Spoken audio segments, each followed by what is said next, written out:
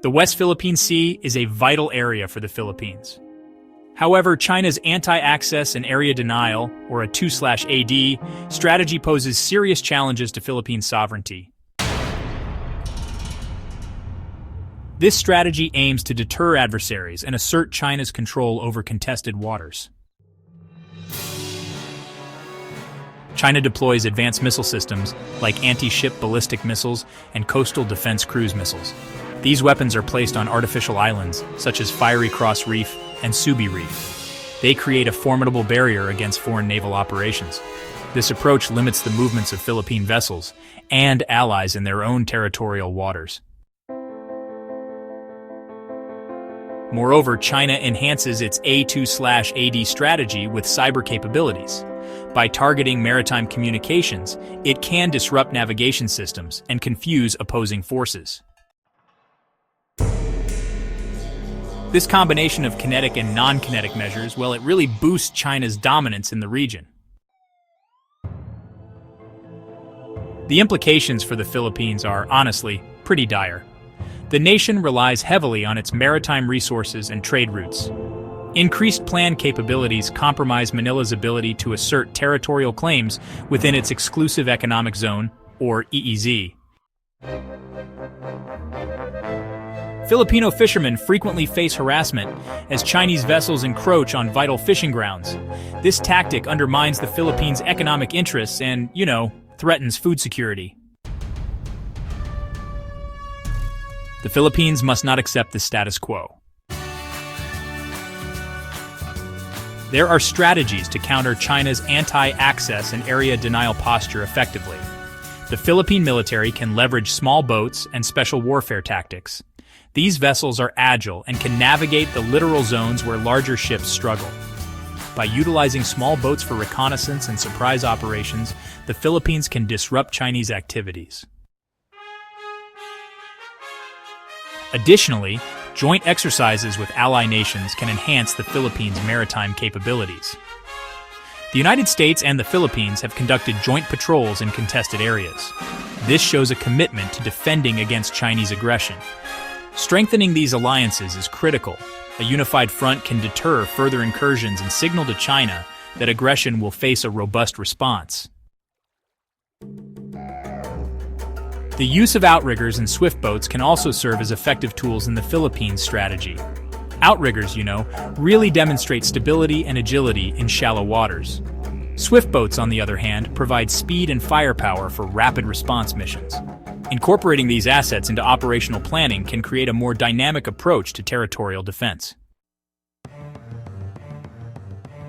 The Philippines can draw inspiration from past conflicts.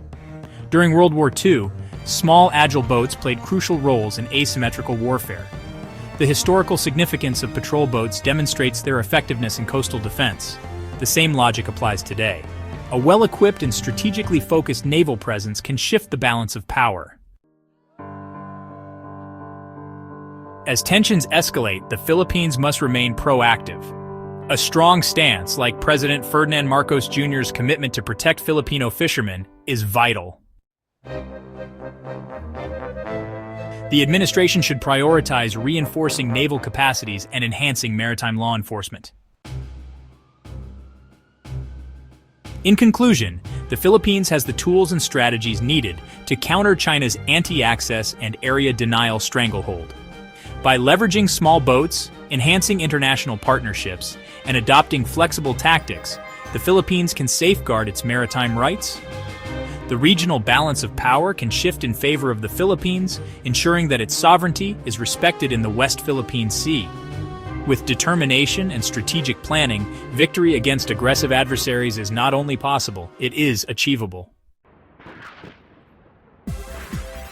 Escalating tensions in the West Philippine Sea amidst military drills and territorial disputes. Between April 25th and April 27th, 2025, the West Philippine Sea witnessed heightened tensions as China asserted control over Sandy Cay, which is a sandbank near Thetu Island. The China Coast Guard raised the Chinese flag on the Cay, marking a significant escalation in territorial claims. In response, the Philippines, alongside the United States, intensified military activities under the annual Balikatan exercises. For the first time, the U.S. deployed the Navy Marine Expeditionary Ship Interdiction System, or NMESIS, on Bataan Island, enhancing the alliance's defensive posture in the region. Philippine President Ferdinand Marcos Jr. addressed the developments, saying, "We will not allow any foreign power to infringe upon our sovereignty. Our commitment to defending our territory is unwavering." China, however, criticized the joint drills as provocative, warning of potential regional destabilization. So let's take a moment to understand the Navy Marine Expeditionary Ship Interdiction System, or NMESIS.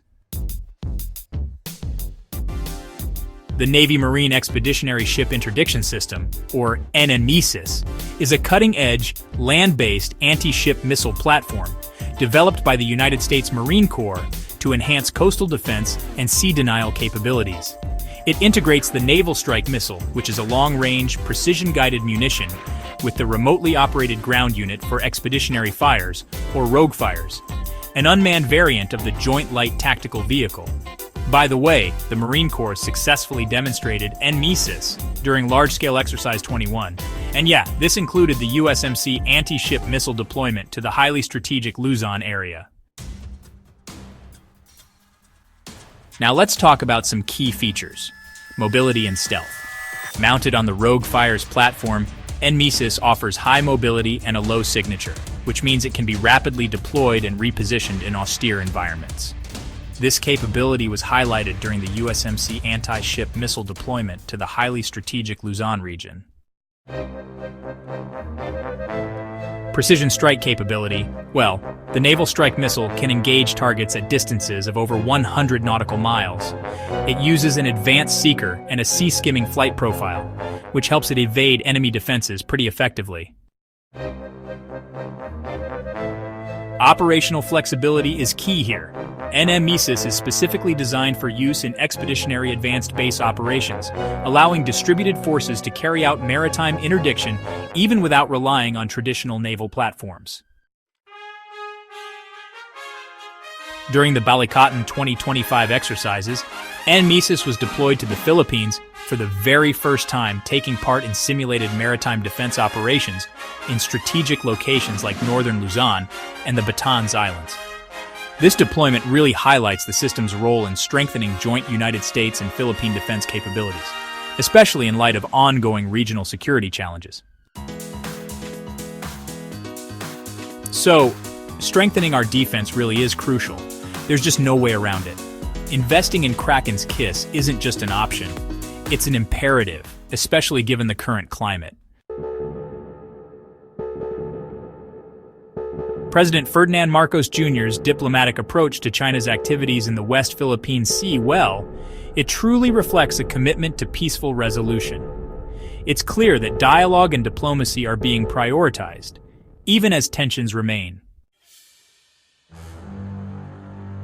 However, recent developments indicate that China may not confine itself to non-military tactics indefinitely. The strategic positioning of Chinese forces suggests potential plans to assert control over the northern and western islands of the Philippines, particularly if there are any moves toward Taiwan. In light of these circumstances, it is prudent for the Philippines to prepare for asymmetric warfare against a technologically advanced and numerically superior adversary. While alliances with nations such as the United States, Canada, and members of the European Union are valuable, it is imperative that Indo-Pacific states, including our own, develop independent capabilities to deter and, if necessary, repel aggression.